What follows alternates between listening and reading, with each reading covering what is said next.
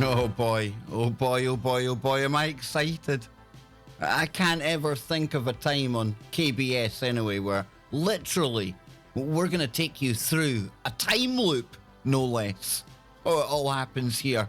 Oh, absolutely. And it's not just me to guide you through this temporal experience. No. I've got Scotty Lopez. He's here with me. And not only that, he's back. Yes, it was lonely last night without him. But he's here. Joe Joseph. He too is taking a seat in the DeLorean, and we are going to be time traveling live on the show. Are you ready for it, guys? Are you ready to get your temporal freak on? I like to think about it more along the lines of it being a 4-door DeLorean, because the logistics of having a 2-door with Scotty and myself there make it a little tight and a little homosexual, which we are not. So, you know. Come on, Joe. You know I don't take up much room. Come on. You can just put me in the ashtray. Yeah. You're not even willing to give me the ashtray seat? Look, okay, if they put a bench seat in, I think we can do it. Well, no, you really can't do it because that doesn't work for the wheelchair of death. And we've got to be able to have the wheelchair of death in there. Well, Joe, I mean, look, if we're going to talk about iconic 80s movie, cars. Time machine. But it has to qualify as a time machine, i.e., it has to go 88 miles an hour. What you have to do is you have to take the flux capacitor and you have to rip it out of the DeLorean, and then you have to install it in the truckster. A family truckster. Yes, and then we can all fit in it, and it'll work out just fine. And we know that the truckster can hit 88 miles an hour because remember, he did that really big jump, Yes, he did. Yes, he did. I totally agree with you. I am all for it. What do you think, Kev? Oh, I'm all in. I'm all in all the way. Consent on that? And of course, listen, folks, do I consent? Yeah. Of course I consent. Now, what we're getting at, of course, is it's this crazy time of the year that for me proves that time is just absolutely some kind of man-made construct that really doesn't hold much water at all, because if it did, I don't think we could willy-nilly just go around changing the clocks. Or if it was so important, surely we would see a global changing of the clocks at the same time. So we're about to go from British summertime back to wintertime. We fall backwards, as they like to say. But we do this a week ahead of the US, at least 1 week ahead. When do you guys catch us up? Oh, see, I don't even know, but they've messed with it so much, Kev, that a couple years back, but it was the Bush administration, I believe, that said we need to move it so that daylight savings is actually the majority of the year, and it's very, very, very small portion of the year that is not. So they expanded it big time, and they said it was for energy. It was right around the time that oil was $4 a barrel, and all of the energy prices with regard to the petroleum industry was just out of control. So one of the things they did is they said, and basically he got mocked and got called President Carter. Carter was the guy that said, hey, make sure that you turn your thermostats up to 80 and all that kind of stuff. And they, people got pissed. But that's what they did, and they never changed it back. And really, let me tell you, it's kind of BS to me. And I understand the idea of trying to maximize your daylight hours and reduce energy costs, but I just don't see the value really. Truly, I don't get it. And it would be nice if we had a standard approach to things so that everybody didn't kind of have to deal with these inconsistencies in time. It's caught me out before when I was starting out on TFR. I was sitting one day just about ready to call Johnny Whistles. We used to chill out for an hour before the show, so we would hook up at 9 p.m. in the UK. And it was the first time this had ever arisen for us. So we kind of took our eye off the ball. And we're sitting there, we go into the back end of TFR and we're looking at the chat room and people are like that. No, can't hear them. Can't hear them. I'm thinking, what the hell's going on here? And then, of course, it dawned on us that we're an American network. So our clock's going back. We still have to go with when our show time starts. And we'd missed it. So, yes, this week it's a little bit different in the UK. KBS will be at the earlier time of 9 p.m. because, as you're going to see live on the show in 35 minutes, guys, we're going to watch us go in a time loop. Everything that happens from now until the end of the hour, like how things, when they happen in Vegas, they stay in Vegas? Where do things that happen in the lost hour, where do they go? Or where do they stay? Let me say this. It didn't really matter prior to the internet because commerce and things like that really wasn't that as international or global as it is now. But now that it is, we really have to reconsider our approach. What do you think, Scotty? I think that's the case. I think it's very inconvenient that all of these inconsistencies exist, and it's well within our power to change it. How did everything operate before daylight savings time? I don't know. To me, it seems ridiculous. It's like cutting the end off a blanket and then sewing it at the bottom and then trying to say you have more of a blanket. You know? Yeah, that's kind of that's crazy. I'm gonna look it up while you're talking. Just give me 2 seconds. I'm gonna go history of daylight savings time. Here we go. I'm just gonna pull up changing the clocks. Instead of changing the clocks, just tell people to get up a little bit earlier or get up a little bit later. Here we go. Ready? Are you ready? NationalGeographic.com. Why do we have daylight savings time? This is 100 years of history. Holy smoke. Let me see. Oh, are you kidding? Okay, just for you guys, I'm going to add my email address because I have to get their spam mail in order to access the article. But I'll do it for you because you know what? I love you guys. There you go. Click here to go back. Okay, here we go. Why do we have daylight savings time? Hi, National Geographic. Thank you for giving me spam.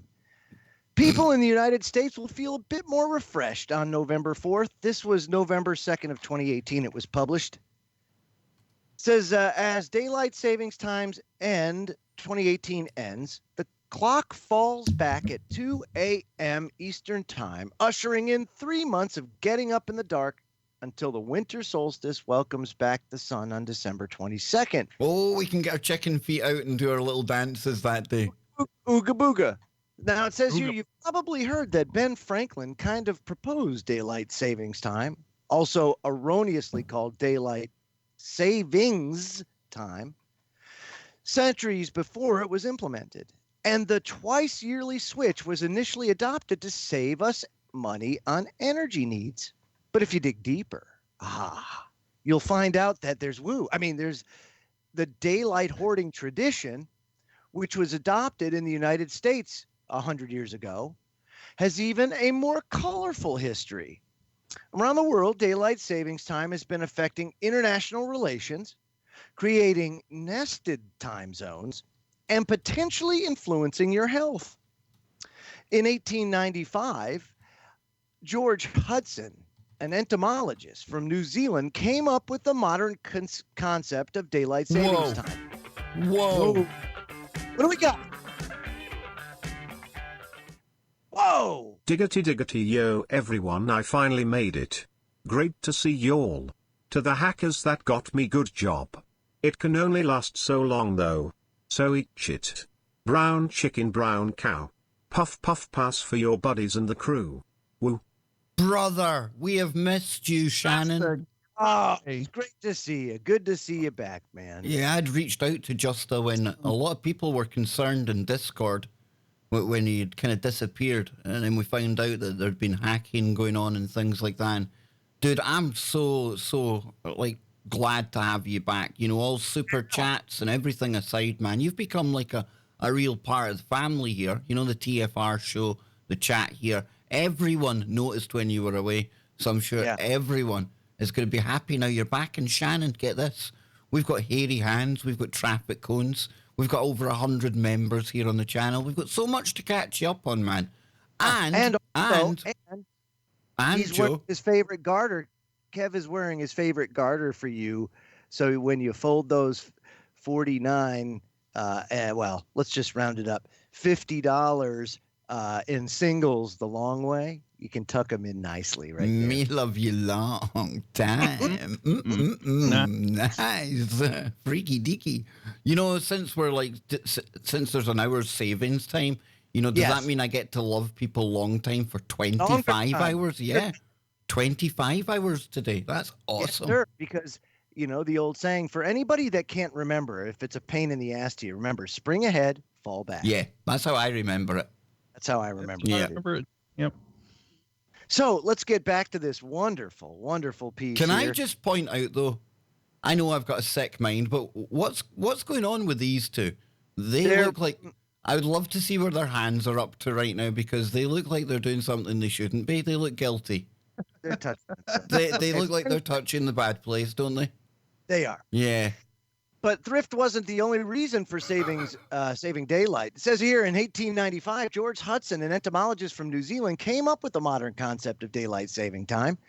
He proposed a 2-hour time shift so he'd have more after work hours of sunshine to go bug hunting in the summer. A fair request. Fair request. 7 years later, British builder William Willett, the great-great-grandfather of Coldplay frontman Chris Martin, independently hit on the idea while out horseback riding. He proposed it to England's Parliament as a way to prevent the nation from wasting daylight. His idea was championed by Winston Churchill and Sir Arthur Conan Doyle, but was initially Ms. Space Cake. Mine is smaller but given with love. Listen, size doesn't matter. Joe's wife told me size does not matter. I've been assured size doesn't matter. That's absolutely right. Thank you so much. Says here his idea was championed by Winston Churchill and Sir Arthur Conan Doyle, but was initially rejected by the British government. Willett kept arguing for the concept until his death in 1915. In 1916, 2 years into World War I, the German government started brainstorming ways to save energy. They remembered Willett's idea of moving the clock forward and thus having more daylight during work hours. So it's a Nazi thing? No. So what happened was there was a British builder, William Willett, Chris Martin's great-great-grandfather. Did he build it? No, he willed it. So he comes up with this idea, right? And even presents it to Parliament, who rejects it. But the German government, they heard about it and they said, oh, well, that's a great idea. That is good, yeah? Yeah. So David Prehow, who wrote Seize the Daylight, the curious and contentious story of daylight saving time, says, while the British were talking about it year after year, the Germans decided to do it more or less by fiat. Soon, England and almost every other country that fought in World War I followed suit. So did the United States on March 9th, 1918. Congress enacted its first daylight saving law, and it was a twofer. In addition to saving daylight, the Standard Time Act defined time zones in the U.S. That's right. So in those days, coal power was king. And so people really did save energy and thus contribute to the war effort by changing their clocks. Now, others say daylight saving time is all over the map. Says today the idea of springing forward and falling back is a bit more controversial, in part because it no longer really saves energy. But when you hear a time change skeptic, consider the source and where they live. If they're from a more northerly place, they may be inclined to like daylight savings more. It's a matter of geography, because the further you travel from the equator, the more drastic the season will be. And that's because the Earth is tilted on its axis with respect to the sun. So top and bottom portions of the globe receive more or less sunlight at different times of the year, making the loss of daylight hours more pronounced. And in the middle portion of the planet, the amount of sun is about the same all year round. And as a result, the seasons are milder and there's less of a need for making adjustments to maximize daylight. So just look at there's a map of the way that we see time today to which regions really find the shift worthwhile. And it also says here that Arizona's relationship to daylight savings is very complicated. And this is an interesting story because it has to do with the engines. No. Pesky engines. Says here daylight savings time indifference causes one U.S. state, Hawaii, to brush off the time change entirely.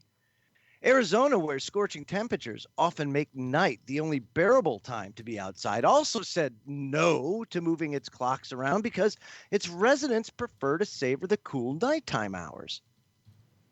Priow explains, in the summer, everybody loves to have an extra hour of daylight in the evening so that they can stay out another hour. But in Arizona, they don't want more sunlight, they want less. However, the daylight saving situation within Arizona is even more confusing. While most of the state ignores daylight saving time, the Navajo Nation, which covers part of northeast Arizona, why they observe it. Meanwhile, the Hopi Reservation, which is surrounded entirely by the Navajo Nation, doesn't. That's weird, isn't it? Isn't it? It's like a donut, and the whole has a problem. They don't do it, but the donut itself does. And within the Hopi Reservation sits a small slice of the Navajo Nation that, you guessed it, observes it. So long story short, if you're driving through northeast Arizona, you might want to ask for the time instead of relying on your own watch. And on March 5th of last year, the Florida State Senate passed the Sunshine Protection Act. Oh, wow. That's like something right out of 1984. I'm sorry. Bro, it's awful. Which would make daylight savings time always on in the state. Opting in year-round will require approval from Congress. But if it's granted, Floridians would join the ranks of those who no longer need to worry about the biannual time warp. I think Florida man can't handle time changes. I think that the more we do to like make life easy for Florida man, because Florida man's a thing. Now, it can also have deadly consequences. Kind of. The transition to and from daylight savings time has been linked to higher heart attack risk. What? More car accident fatalities and other bad outcomes. But Priow points out that those effects thought to be due to sleep deprivation and circadian rhythm changes are just temporary. Now, it's very important for people to understand the difference between short-term transitional effects and long-term benefits, he says. You're talking about an 8-month benefit versus a 1 or 2 day negative. There's no way to really enjoy these benefits if you do die of a heart attack or get hit by a car during transition. Priow had a point. If you're able to tough it out, a sometimes bumpy time shift, you'll enjoy months with more light. And for many of us, that's a good enough reason to overlook a few rough days. Yeah. Yeah. So what happens in this period of time leading up till 2 a.m. in the UK? Really, this is a piece of like stream. Did it ever happen in the first place? Because we're going to go back and we're going to redo it all again. Well, not all of it, but it's going to be weird. It does make you wonder. I mean, where does that hour go? Past, present, future, all at once. Now, I maintain, guys, right? I've thought this for a while. I'm not the first, but I imagine that the aliens that come here and treat us like some kind of like school lesson, how not to go down and run a planet, I'm sure they also have great amusement at the fact that we've managed to put an atomic scale on something that literally it only exists in our own minds. And our whole entire lives are dictated by it, time. I don't think we understand that at all. I really don't. Time is just us sort of putting a measurement on cycles. Yeah, it's like a coordinate. It's just so we can navigate. Yeah. I mean, we know that the sun goes up, the sun goes down. We know that there's a cycle to the seasons. And so we've just broken those down. Hear about that? Does the sun really go up and go down, or is it just a projection? Exactly. In my simulation, it certainly is a sun as we know it, Jim. Yes. How does that group of people who believe in the plane, how do they take to daylight savings time? Who knows? Who cares? Who cares? Exactly. So, Joe, last night, right? You might like this. This might ring a chord with you, but myself and Scott, we were looking at a Reddit post, and it was a gentleman who had come home and he was having dinner with his wife, and a long day at work, and then he felt tired all of a sudden, and it was weird because usually he stayed up late, but when he felt tired, he remembers looking at his clock, and it was like 9 p.m. So he had to get up for work the next morning. So he sets his alarm. That's fine. Goes to sleep, wakes up, sees it's like 6:20. Springs out of bed, gets the shower on. Wife wakes up and he says it starts to feel a bit weird, like something's not quite right. And then the wife says, well, why are you getting ready for work so early? And he's like, what are you talking about? And it turns out that this is where it gets weird, because it was actually 6:24, for argument's sake, p.m., 3 hours before he remembers going to sleep. What? Now, he says himself, he could very well have dreamt the whole dinner thing. He could have dreamt the whole going to sleep thing, but it was... That's a weird... You don't normally... Now, add to that, Joe. Add to that, and I'll show you this here, because I've still got these screenshots. But on the very same day, 2 people independently started posting this. I'll bring it up on the screen here. Where they document like anomalies like that? Well, has anyone went to bed one night, then wake up over a day later? I went to bed on Tuesday, and I remember Tuesday, Joe, okay? And I woke up today, Thursday, at 6:15. Why does this happen? Now, there's another one here. So they lost an entire day. I really thought it was Wednesday. It made my day, though, to find it was Thursday, so I lost a day. So they went to bed on a Tuesday. And I'm not saying, because I've gone to bed some days exhausted, and you crash right out. But it's just weird how people are having different experiences with time. And even myself and Scott, we were saying, basically we came up with the same time, that it made us think of Ange and her time slip and all the anomalies, man. That guy's initial one that you were talking about, where he remembers going to bed at 9 p.m., but then he's taking a shower and getting ready like 2 hours before he remembers going to bed. Yep. That's like one of those weird ones where... Exactly. It's like you don't miss that. That's not something that you well, typically... Here it is. Here it is, because maybe not everyone caught Freaky Friday last night. And it says, I'm not sure what to make of this experience. Every night I go to bed with my wife around 9 p.m. I specifically remember getting home from work today at 5, eating dinner, watching some TV with the wife, and getting ready for bed.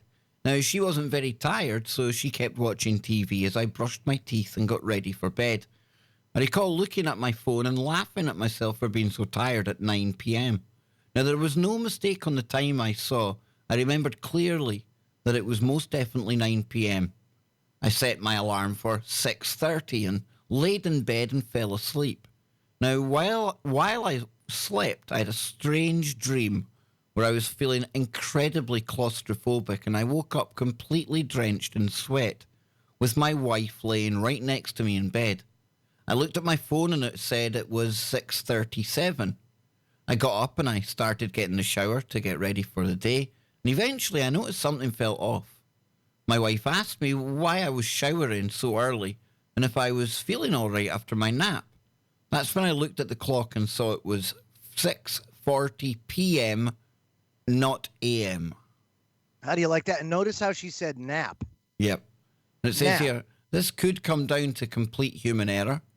Maybe the time spent eating dinner and maybe getting ready for the night was a realistic dream, or maybe I managed to experience those 5 hours in fast motion. I asked my wife what happened, and she doesn't really recall watching TV or eating dinner. But it all felt so incredibly real. There was absolutely no indication that I was dreaming during this time, so I'm trying to figure out if I truly did experience those 5 hours or not. So he got home. He got home at 5, and then he took a nap, or well, he remembers looking at his phone and it said 9 p.m. Right? He got in at When 5. He got at 5. He went for his dinner, watched TV with the wife. So If he came in everything at he 5, experienced up to that point, he don't even know if it really occurred or not. The only thing I can think of is he came in at 5, sat down, and fell asleep right away on the bed. And he's dreamt he's dreamt the meal, he's dreamt the TV, he's dreamt the wife. The wife can't remember watching TV, which would fit with it being him. But still weird. Not to mention, he comes home from work, has specific memories. He probably has a routine. Mm-hmm. You know what I mean? So it's not something that is easily. This is a weird one, but it's not that these things don't happen. Like I said, it was a year to the day 2 days ago, the 24th of October, that Ange had that time slip. And it was pretty significant because it was basically like she was pulled outside of things where time stopped for a very brief period of time. But these anomalies do happen. And what surprised us was the amount of people that document this stuff. It's pretty profound, which leads me to, is this, again, like something that relates to the fact that internet is now more prevalent everywhere, so people are documenting it more? Or does this also go in line with like the more of these time anomalies? We're also seeing an increase in paranormal activity. So do those go hand in hand? And we're also having people reporting more and more Mandela effects.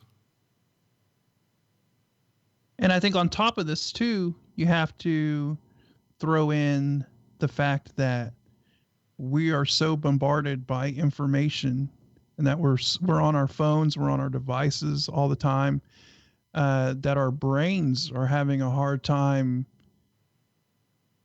like coping with stuff. We're an information overload, and We are in many ways. You're right. Yep. maybe a lot of these weird time anomalies it's just our brains just having a hard time processing. Yeah, having a hard time processing all of the information that we're taking in on a daily basis. The simulation didn't have an error correcting code for us creating this amount of info within the simulation. It's like our we're exceeding our bandwidth capacity. Yes, exactly. Yep. Yep. I've said that a lot because everything in the universe, everything's information. Everything down to the photon, little packet of information. And with us adding so much information, although is it so much though, when you look at the vast distances and different dimensions that some of this information's been stored in as well, Joe? Because, I was talking about the quantum supremacy the other day. You brought up the article as well. So we're not only piling up data, ones and zeros in all around us here in our dimension, but we're also filling up other parallel realities with all of this information as well. It's insane. Yeah, no, I agree. I agree with you. There's so much to this. It's unbelievable. And I'm also glad you brought that up about the quantum supremacy, because that's interesting. Because Google, according to Science News, officially lays claim to quantum supremacy. They say that they have got it. They've got a quantum computer reportedly that beats the most powerful supercomputer at one type of calculation. But this isn't news, right? This isn't news because NASA let the cat out the bag. They let Right. Schrodinger's cat out the bag a couple of weeks ago when they went and published it. Yes, those pesky ones at NASA, they just got all jealous and went, Let's Screw do you. this. Now this is the official thing. Quantum supremacy is here. And this is a Google claim. For the first time, a quantum computer has solved a problem that can't be performed by a standard computer, at least not within a reasonable amount of time. This is the Google announcement that NASA preempted, but they came out a couple days ago. It says this milestone known as quantum supremacy is a long anticipated step towards useful quantum computers. The researchers performed the task with a chip containing only 53 qubits, the quantum version of a bit found in everyday computers. It says it's fascinating that we could do something so powerful with such a small chip. Maria Kieferova of the University of Technology in Sydney, who is not involved with the study. It says here, but don't expect quantum computers to take over suddenly. The calculation Google's quantum computer performed was not particularly useful. Instead, the task at hand was one that was designed to play to quantum computers' strength and to be difficult for a non-quantum or classical computer. What more, some of the researchers are pushing back against Google's quantum supremacy claim, arguing the milestone has not been achieved yet. For about a month, rumors had been swirling among scientists that Google would soon report its achievement.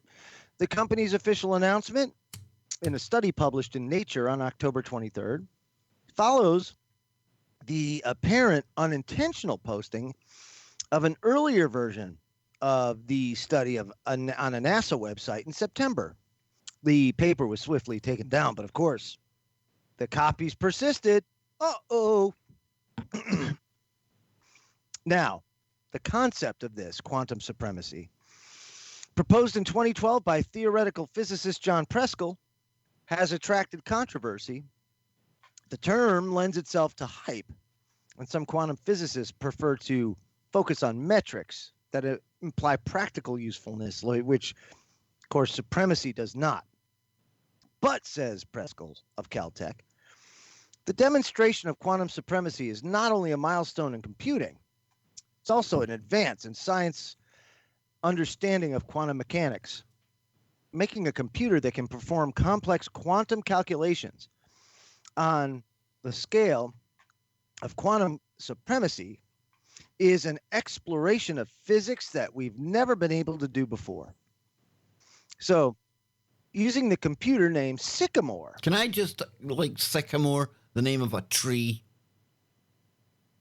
And we often talk about how trees are like kind of magical, interdimensional, kind of woo-filled. I'm just saying, guys, it branches out into... It makes you wonder, like, what their thought process was behind naming it Sycamore. You know, they don't just kind of choose those names at random for no reason. Exactly. You know? There's always a meaning behind it. Yeah. And anyway, Google researchers performed a task called random circuit sampling. Essentially, the team performed a sequence of randomized operation on the qubits. It's literally as if the code of their program was chosen randomly, says computer scientist Bill Pfefferman of the University of Chicago. Then the researchers measured the values of all the qubits. After repeating the process multiple times, the team got a distribution of numbers that was close to random, but not quite, thanks to quantum effects. The resulting distribution is very difficult to calculate via a classical computer. While it takes Sycamore 200 seconds to repeat the sampling process 1 million times, a state-of-the-art supercomputer, the most powerful type of classical computer available, would take 10,000 years to do the same task. But IBM came out and said they can do it in about 3 days. So this is why it's like, it's controversial. And it's always going to be around this, isn't it? I mean, look at that there. Even the results itself. The test is like, it's kind of biased towards a quantum machine, right? It's a quantum problem. And then it even tells you There's a degree of error in there, you know. Yeah. I don't know, dude. But listen, I do. I listen. think it's more of a marketing ploy, Kev. And the important thing is that quantum computers are here. It's not as if they're like thinking about them anymore. Whether it's this, whether it's Geordie's Mob, they're here, folks, big time. And I tell you, I was watching something interesting the other day. It was the same machine learning as it's Google again. It's DeepMind. But what it was showing you guys was there was it was like hide and seek, and you had 2 seekers and 2 hiders. And it was just like a square room, and there was a wall with 2 openings in it. And it showed you, like, over time, the ones that were hiding, they managed to figure out that the blocks that they could move and things, they could, like, seal up, and they would end up winning all the time. But then something weird happened. Yeah. Because the ones that were seeking, they literally broke the code of the game to the point where they were able to make themselves jump, because they learned if they were to jump, they would be able to see the hiders. It's pretty mental, pretty mental. And again, the programmers are like, we never programmed them to do this. And they somehow figured out that the only way for them to go on and win the game was to break the rules. That's what happens when you have adversarial networks, right? And its whole mission, its whole purpose is to try and, complete the task, to do what it needs to do, and it'll do whatever it takes. And if it dear fellow scholars, in the code, then it'll do it. Check this out here. Hang on, put this here.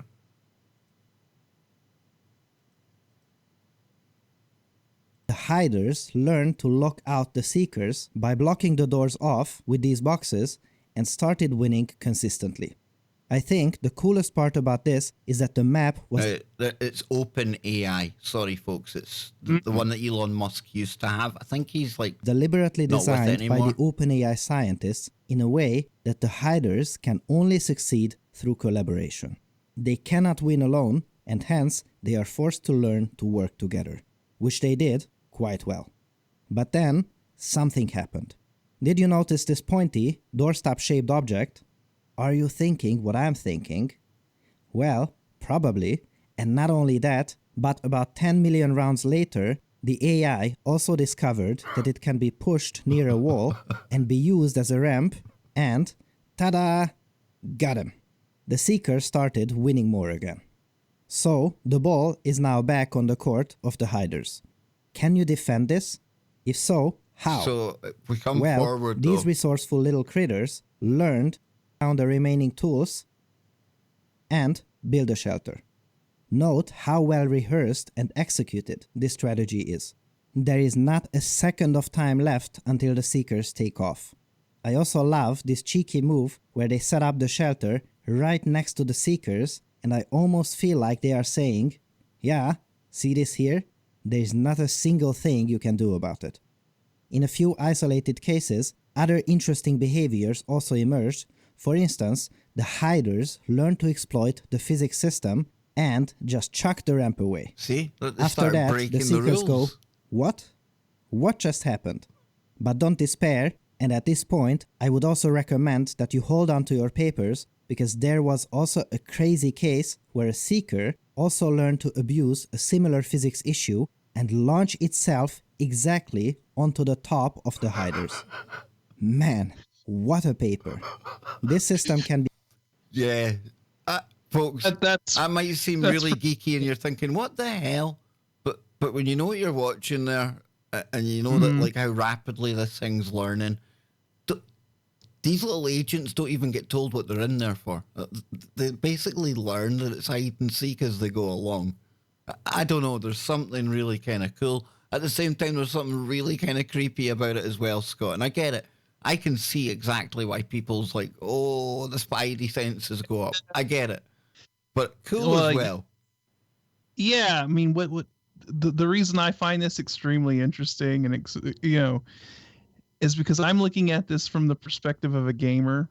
And I've played many, many online games. And for anybody out there who's played online games and stuff, eventually that there's people that find exploits in maps and stuff when you're playing online, right? Like they find a way to glitch through the wall and get underneath, like they're able to find a bug or an exploit, Yep. and then gain advantage on people. And that's literally what these things were doing. They were finding glitches and bugs within the system. And Scott, look at and folks, when you think about the chat bots that Facebook had, it's basically the same thing, right? And they had these two chatbots, and they figured out pretty rapidly that, you know what we should do here? We should just invent our own language so that nobody can understand what we're up to. Now that's nefarious, Scott. That gives me pause for concern. And then it makes you wonder, what were the two AIs? What were the chatbots discussing? What were they saying to each other in this language that they started to develop that humans couldn't understand?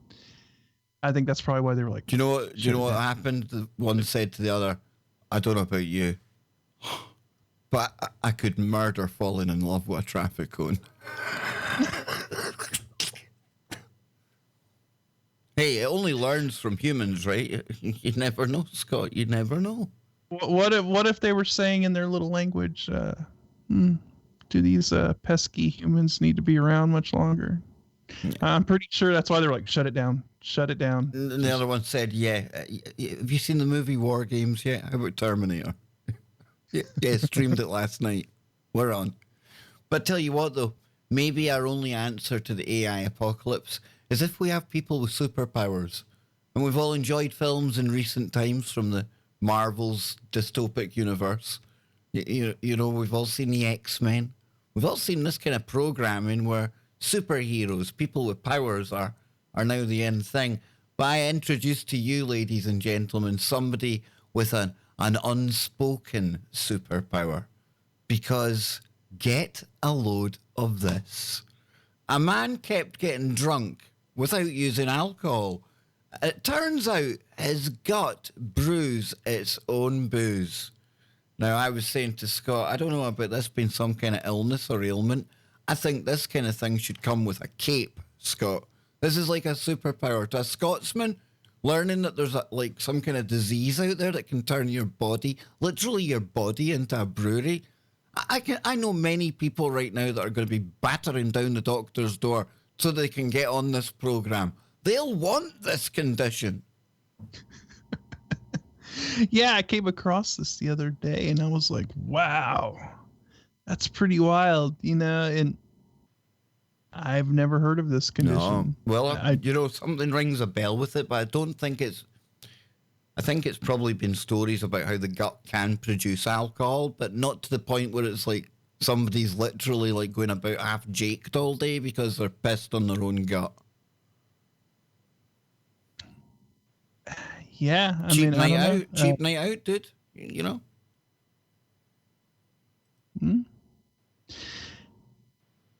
All I gotta say is, at one time I probably wish I would have had this. Oh, when I was in the army, I'd have paid good money to get this condition. I'd have got CRISPR to write it into my DNA. So it says here, a man with auto-brewery syndrome would become drunk after eating carbs. So for 6 years, a man would experience mysterious bouts of drunkenness without ever drinking a drop of alcohol. Eventually, he was diagnosed with a rare condition that filled his gut with booze.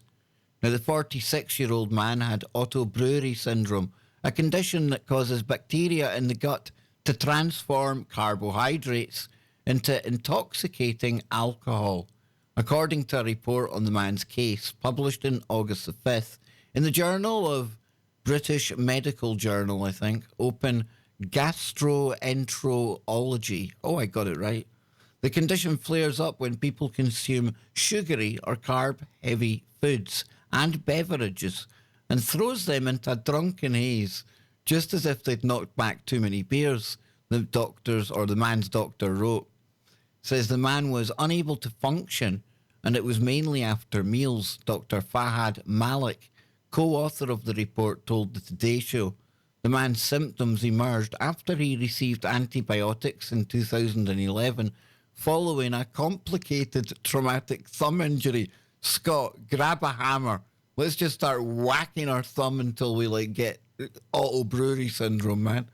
The medication likely disrupted his gut microbiome, or the community of microorganisms such as bacteria and fungi live in there. Scott, you never really think about that. It's one of those, but the human body, it contains so much gunk, so much fungi, bacteria. And I think the human mouth alone, the amount of crap that you find in there, it's enough to make you go, bleh. So there's like a huge percentage of our body that is actually just made of bacteria. Yeah, man. I mean, it's very, very critical for our survival. Big time. It's like big, yeah. Well, like we see here. I mean, if one little thing's off, Scott, it can have really bad kind of consequences. So it says nobody believed him when the man said he didn't drink. Oh, how bad would that be, though? Trying to convince people, listen, I'm not an alcoholic.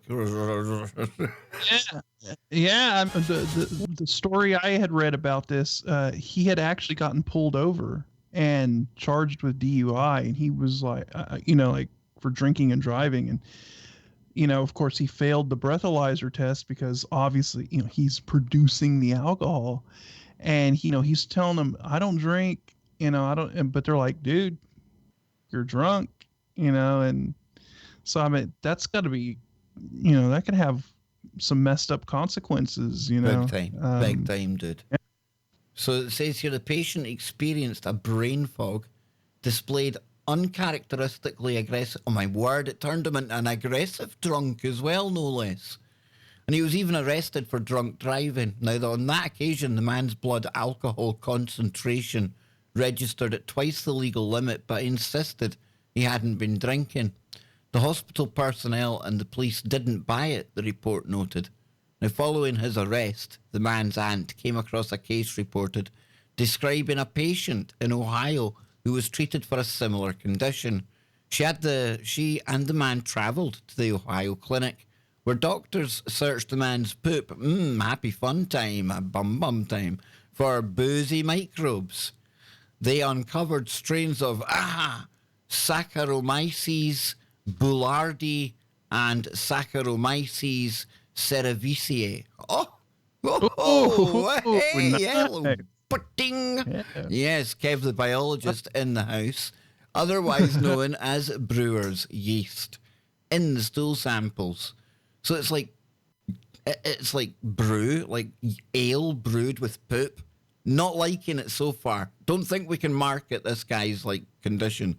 At this point, they suspected the man had auto brewery syndrome, but asked him to chow down on some carbs to make sure. 8 hours later, the man's blood alcohol concentration spiked to more than 0.05%, close to the legal blood alcohol limit for driving, confirming his unusual diagnosis. Yes, that keeps going on there, but it's almost done. There we go. Despite receiving antifungal treatment and being placed on a no-carb diet, the man still experienced flare-ups. He saw internists, psychiatrists, neurologists, and gastroenterologists in attempts to get his spontaneous drunkenness under control. Now, during this time, one extreme episode left the man with a dangerous head injury and a potentially fatal blood alcohol concentration of 0.4%. Here, too, the medical staff refused to believe that he did not drink alcohol, despite his persistent denials, the report said. Then the man sought help at the Richmond University Medical Center in Staten Island, New York, where doctors placed him on antibiotics and monitored him closely for about 2 months. The therapy successfully rid the patient's gut of boozy microbes, though at one point the man ate pizza and drank soda while on this treatment, resulting in severe auto brewery syndrome relapse. The patient was then prescribed probiotics to promote the growth of helpful gut bacteria.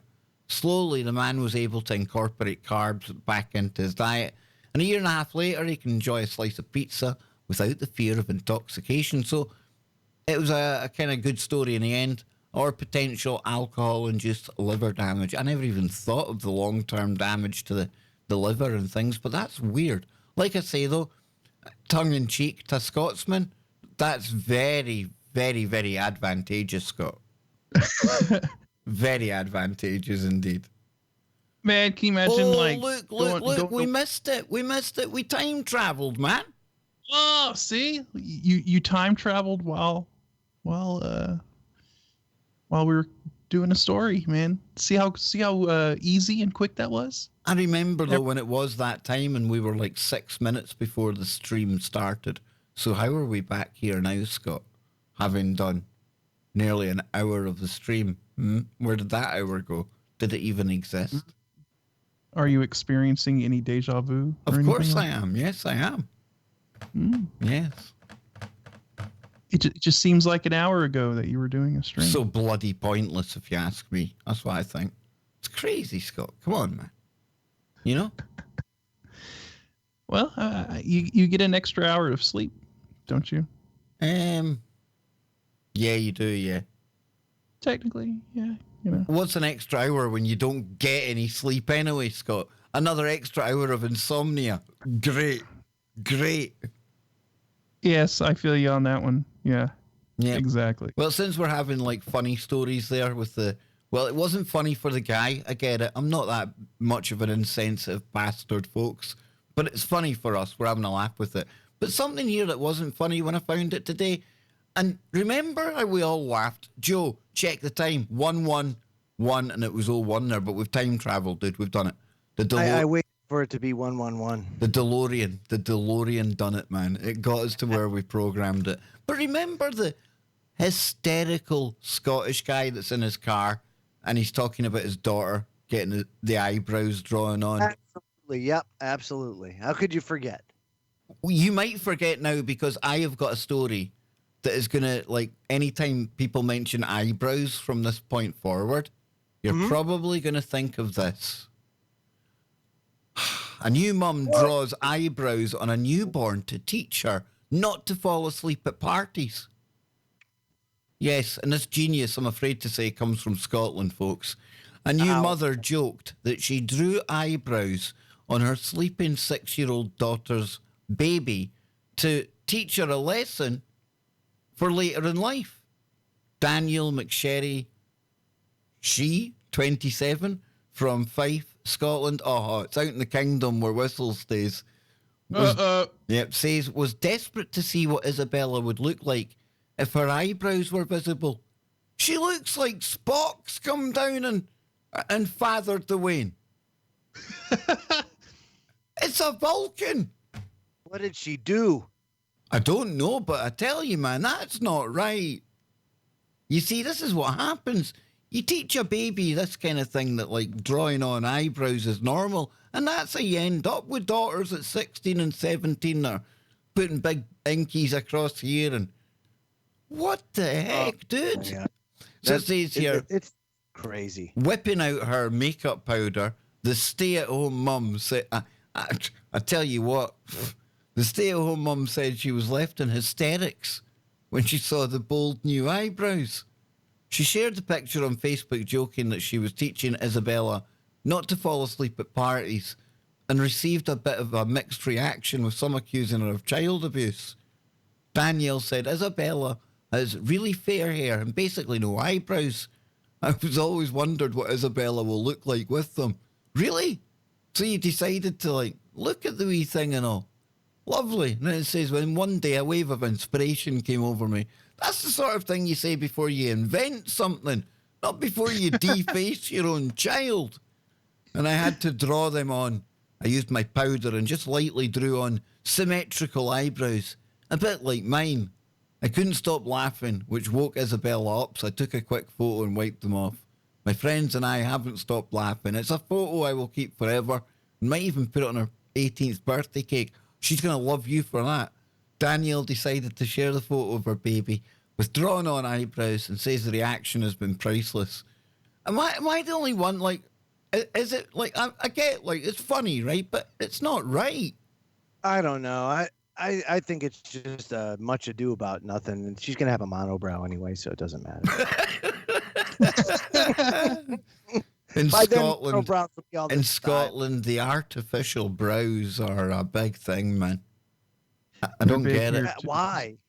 I don't know either. What? They look retarded. Some people look like permanently shocked. Tiger style universes. Jordy. Come out. Jordy kind of looks like he's got some. Well, he looks like he's got potential Neanderthal eyebrows. I'll bet you if he let it grow in, he'd have a monobrow. Yeah, well, being like an ex-wrestling champion in Canada, I'll let you tell him that. I'll message him, right? I'll say, hey, Jordy, see that, like Joe Joseph? Ask him if he'd have a monobrow if he let it grow in. We were just wondering. As you do, you know, because that's the kind of thing you wonder about, you know? Well, you know, because that's about what this article's doing, right? It's just as ridiculous. Yeah. Oh my God! Big I time. mean, are you that? I guess they're that hard up for stories that they're talking about a woman that had a social media post of her doing up her 6-week-old eyebrows. I don't know. Okay, great. You see, that's how big the eyebrow thing is in Scotland. It's news, dude. I get it. No, you're right. Don't take their eyebrows away, man. What would you know? What would you know, you testicle-wearing man? How dare you? How dare you try and tell women? You try and mansplain to women about what they should do with their eyebrows, Joe. Well, certainly tattoo and you use a Sharpie marker on it. It looks stupid. Look at you. Look at you just throwing around your stereotypes like the dinosaur you are. Sorry. It is what it is, Kev. I have to read it so much of that shite I can sound like one of them now, Joe. Kev, fugly is fugly. Fugly is fugly. Super mega fugly takes it to new levels, though. Like, And unless you're follically challenged in the eyebrow area, we don't know why. What's wrong with the eyebrows you got? unless it's like some kind of cultural thing where they're going to take the head off your shoulders if you don't get your eyebrows played with. That's different. Yeah, that's different. But outside of that, it's kind of absurd, you know? It's like, if you just pluck it a little bit, you know, and shape it, well, everything's it'll be fine. Why are people getting tattoos of that? And why are people going and using the freaking thick-ass marker? Don't they get it? It's like, it doesn't look natural. It looks, and that's not to say, personally, I don't care, but I just think it looks stupid. It's not my preference. Do you know what I think it looks like? It looks like somebody slipped when they were trying to redact their eyes, like trying to make them anonymous. Yeah. They were anonymous. They were meant to be redacted, but like the photo slipped or something. I don't know what's going on there, dude. Who knows? Anonymous. Who knows, my man? World. It is clown world. It is. I mean, that's the point we're at now, where we're actually having to sit and laugh at the face paint that has been applied. It is. It's to be truly socially like clown accepted, paint. Joe. To be socially accepted, you have to adopt the eyebrows of a clown. That's the thing. To be cool, like all those influencers over there on social media and places like this and Twitch and all these thoughts out there, Scotty boy, who are just gamers. They're just gamers, you know. They're not putting any pressure on other girls out there. Nothing like that. No. They're not on there like. Renzo in the chat room. It's one thing to color it, right? Yeah. It's one thing to color it. It's another thing to use the black Sharpie marker and give you like demon eyes of death. You know? Like, this is what we're talking about here. This is the no-no. Yeah, go ahead. Let's show some examples. Yeah, like that's a no-no. That should definitely be a no-no every time. That there must be a no-no. No, you know what? I like that one. Girls be thinking my eyebrows look great. No. No. Whoa, well, that's got to be a joke, right? Now that's just wonderful. Hey, now there's an attractive one, right? Do you see the monobrows coming back, Kev? It's making a comeback, dude. It's making a comeback. Now, there's a bit of an artistic kind of thing going on there. The give there, I like it. Okay. Is that the McDonald's? Let's see. 10 of the most ridiculous eyebrow trends. So eyebrows have trends. Brilliant. This is 2 years old, so let's take a look.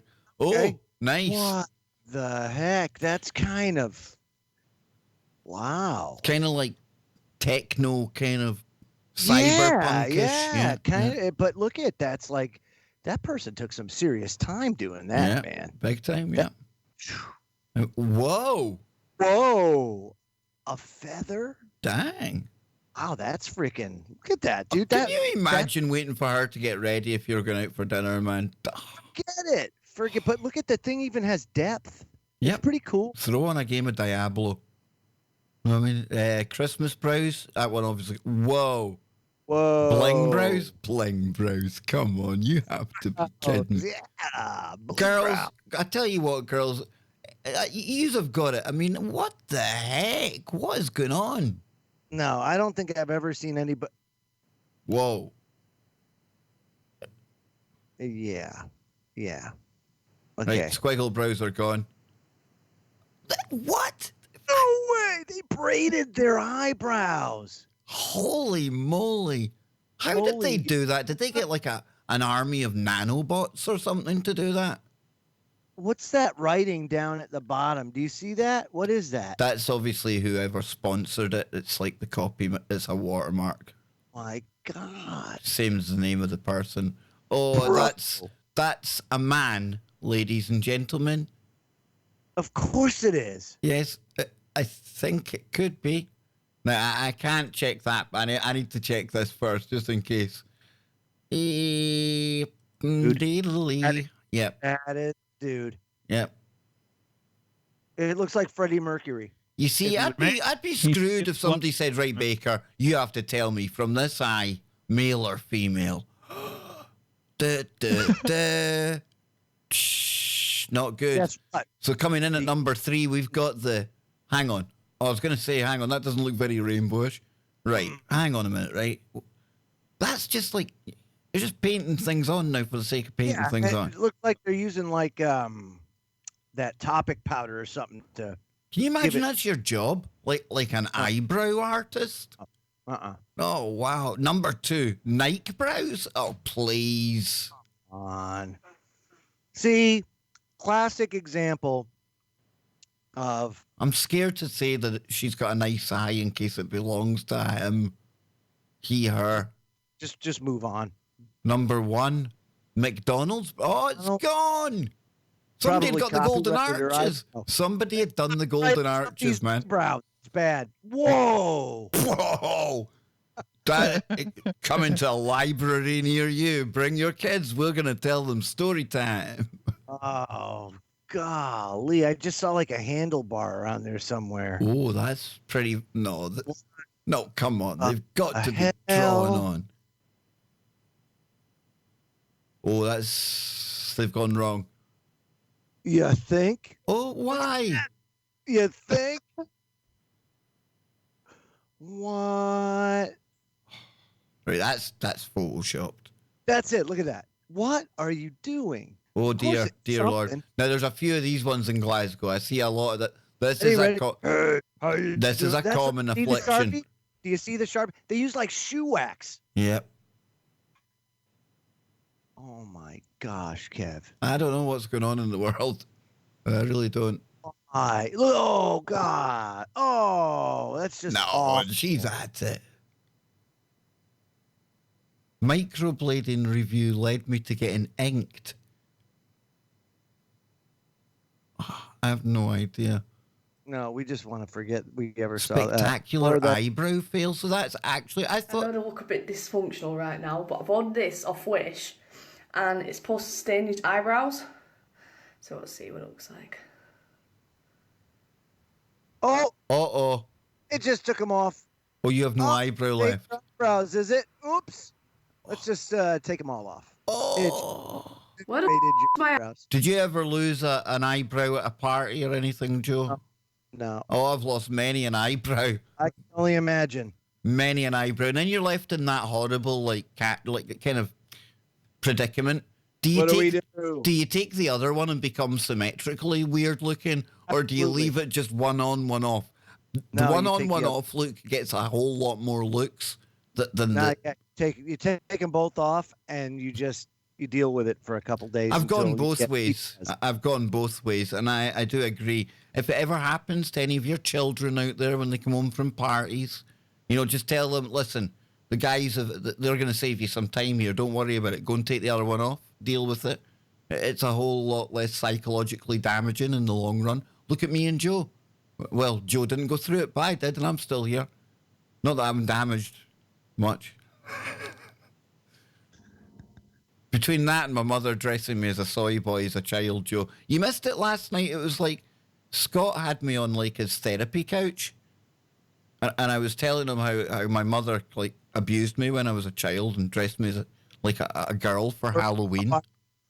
Awful. Yeah. So I think this is where like the triggering over like gender issues and things come up.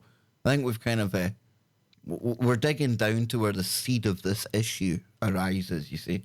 Not just your ordinary show, there's therapy and shit goes on here, man.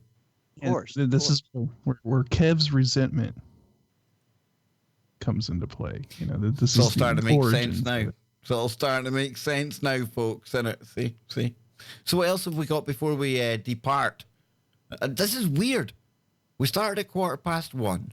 We've been on there for like an hour and 10 minutes, but yeah, it's only 1:25.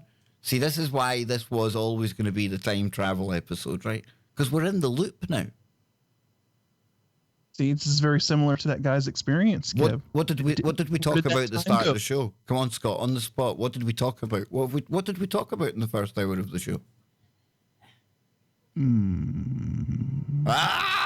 What happened in the lost hour stays in the lost hour, eh? Joe, Joe done the story about the time. That was it. Yeah, that's what done it.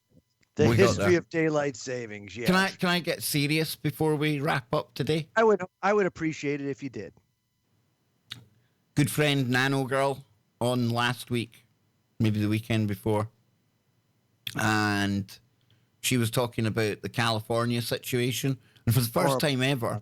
Usually myself and Nano will laugh at you because you're always winding Nano up, and it's all humorous, She says, tell that Joe Joseph, no big one coming for us. But for the first time ever, Nano Girl said to me, all laughing and joking aside, Kev, what Joe says, I'm changing my tune now because I do think California.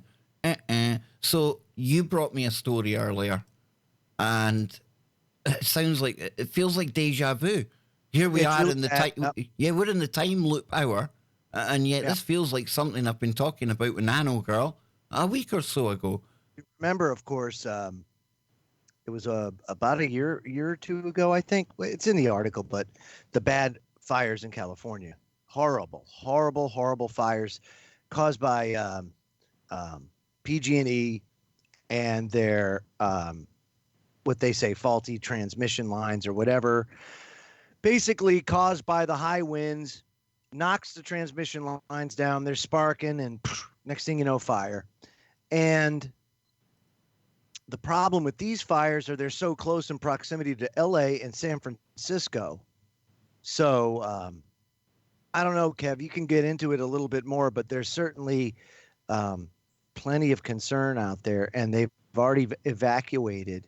The number now is, I think, over 1 million.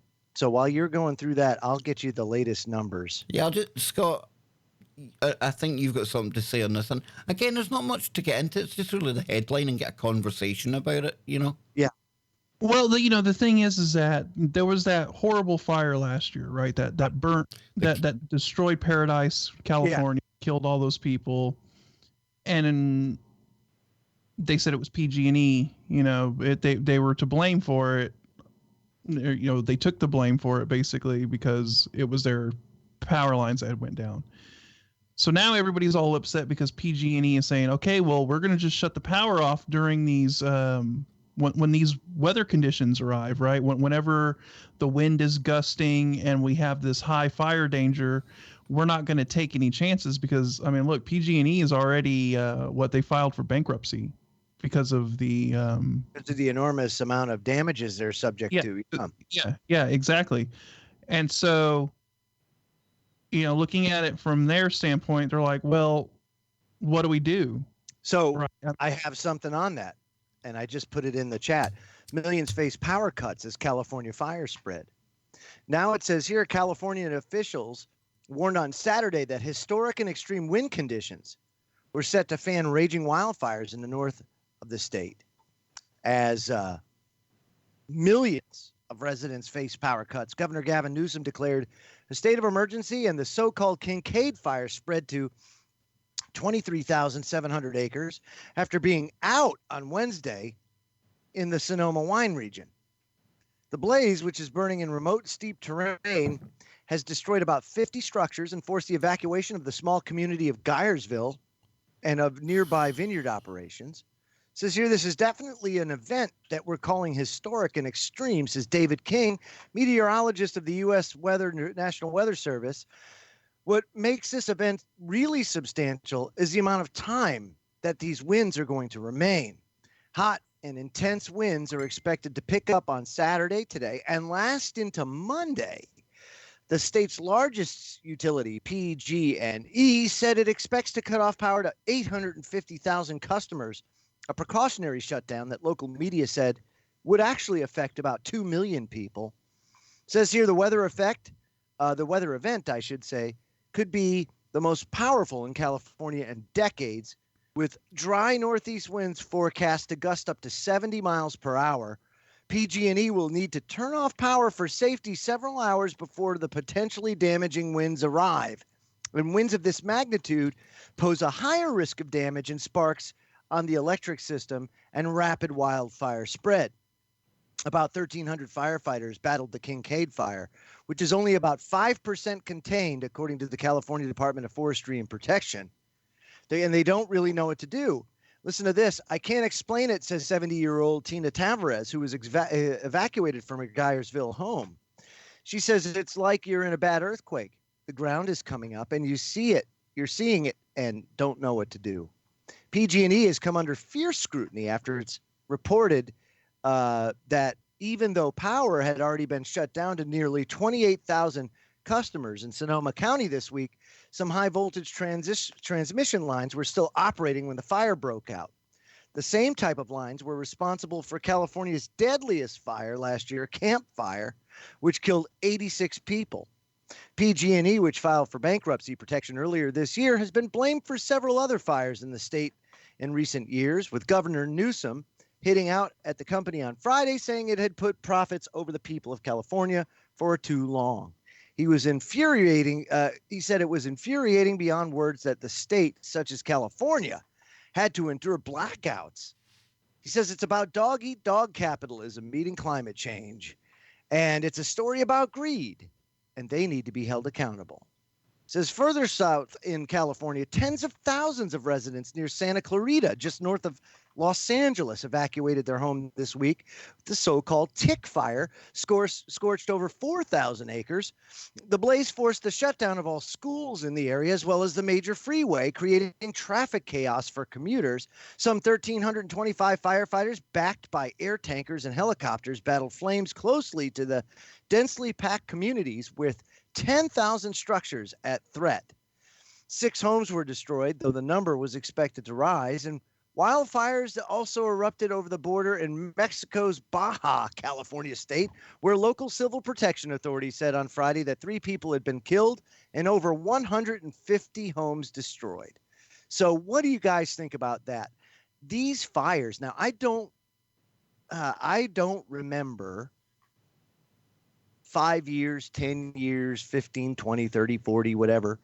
I don't remember there being such a problem with wildfires so much that impacted communities so much. Do you guys think that there's an agenda or something or someone behind these fires? I don't know. I can't definitively say Yes, but this is also, I think, a situation of never let a good crisis go to waste, right? Um,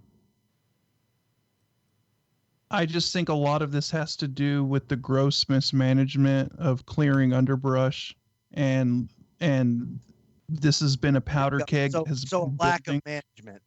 Yeah, a lack of management. Um, there's a lot of people out there that talk about energy weapons and all of that stuff, and no, I'm not on board with all that. I just think that this is just the result of 40 years of letting the underbrush. I agree with you wholeheartedly. Yeah. And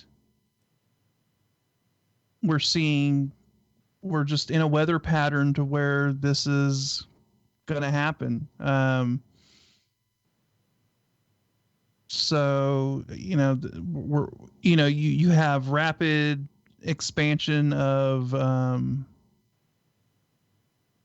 people moving out into the suburbs and populations pushing more and more out, into these areas, and people moving and building, in these areas. And then these fires break out, and, people lose their homes and people lose their lives. And, I mean, what do you do if you're that power company? What do you do if you're PG&E?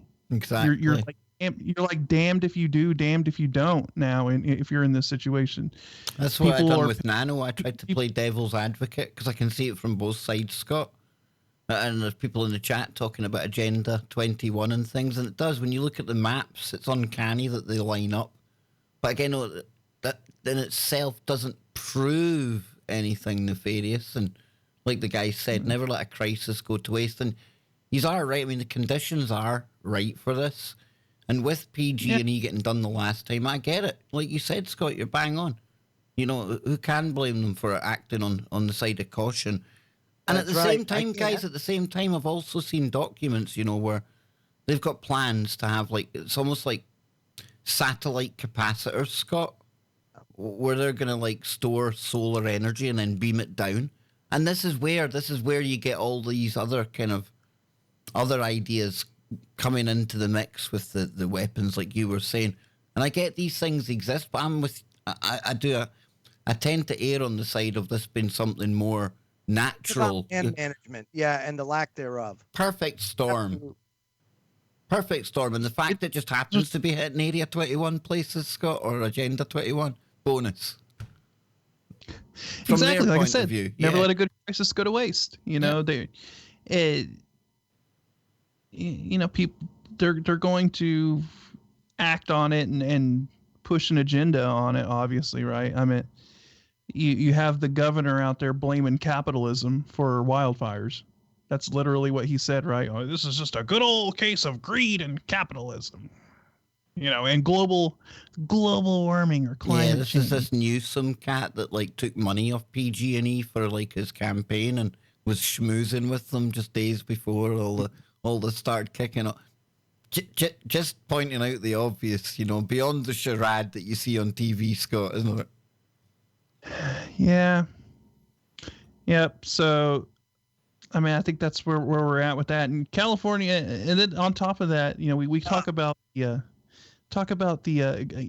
Joe always kind of messed with Nano about the big one coming, and we just have news coming out that a fault line over there in California that they're saying is now capable of producing an 8.0. So that's on the table as well. Nothing to see here. That's going to ruin your day. That'll definitely ruin your day. Big time, boys, big time. So listen, anything else before we wrap up today's proceedings, gentlemen? No, I'm good. I'm wiped. Yes, you look wiped, Joe. You look about ready for taking on California. Big time. I think the three of us should just take over California like a coup. Start our own KBS country. Did you guys hear about the Sinaloa cartel defeating the Mexican military? Yeah, because did they not have Chapo's son or something at some point, and they let him go? They had to let him go again. Yeah. Well, the military took Chapo's son, and the Sinaloa cartel did a counterattack, and they ended up letting Chapo's son. Listen, this is a horrible thing to say, right? Because of all the death and like the way that it's left that country, but I do find that whole kind of cartel thing pretty fascinating. I know it's horrible to say that. It shouldn't be a form of entertainment, but it's not that. It's like... It's not so much that. I get it. There's a fascination with it. Oh, big time, dude. Big time. Yeah. The problem is the structure is there, right, guys? The structure is there.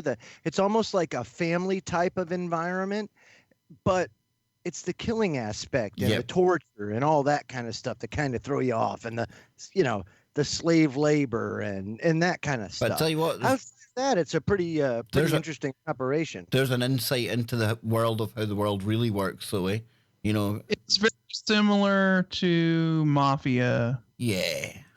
Mafia type of, families and mafioso sort of thing, but with just a lot more violence. Yeah, I was going to say the violence is turned up a notch. A lot more ruthless and a lot more cold-blooded, But it's like family operations. So are we expecting El Chapo to find a magical tunnel at some point, even though he's in the US? They got a lot of money.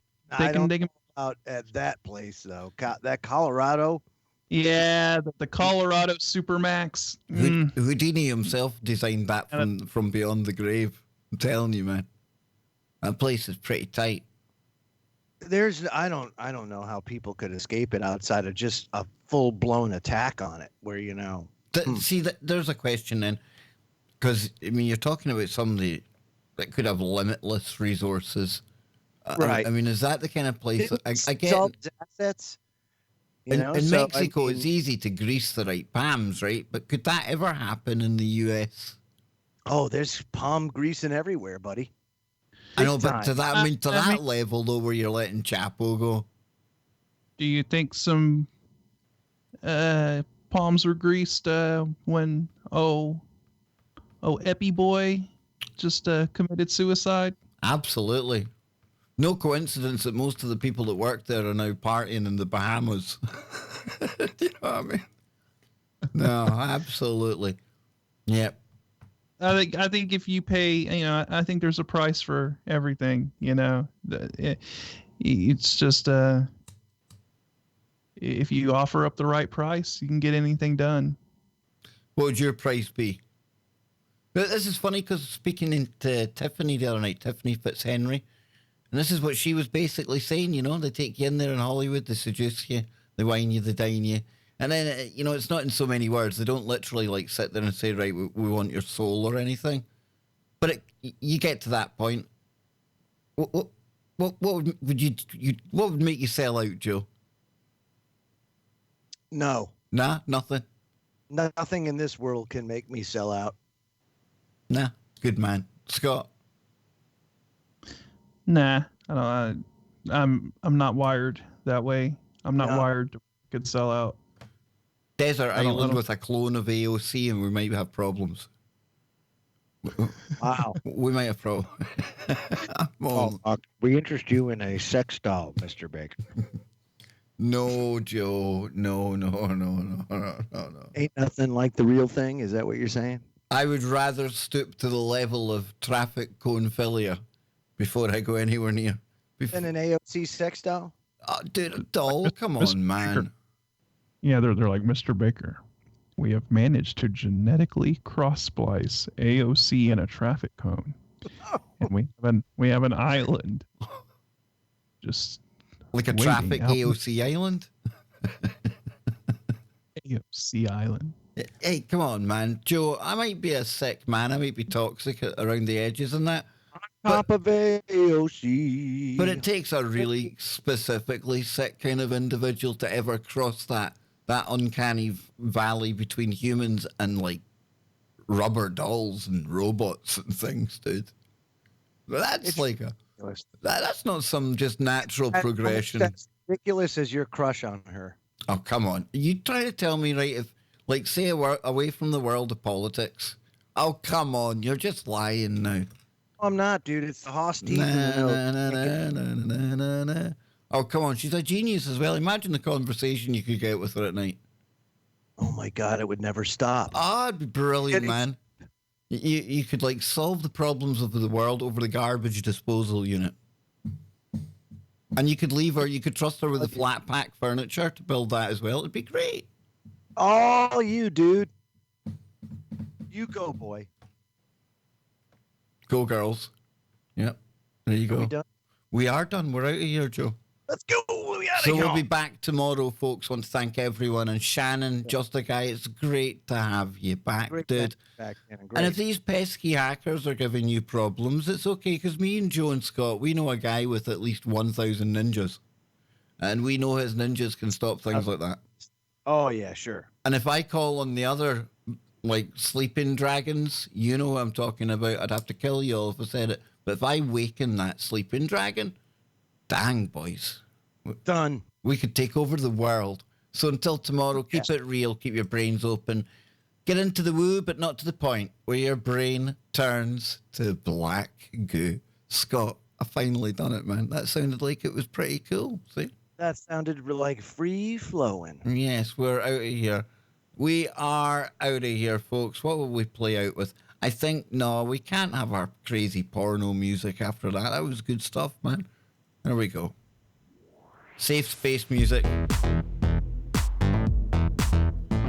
And yes, folks, I just want to, like, give you a little peek into the new safe space that's getting built right now. Oh, look at that. Very safe space you got going. Scott's you're a big fan of this one, Scott. Yes, it looks like a dumb, a deep underground. It's very tubular, man. It's a dumb for the dumb. Me, Scott. It's like you can see into the darkest recesses of my neural pathways, my friend. It's a little entangled. Just a little bit entangled. So, folks, for another night, we're out of here. Keep it real.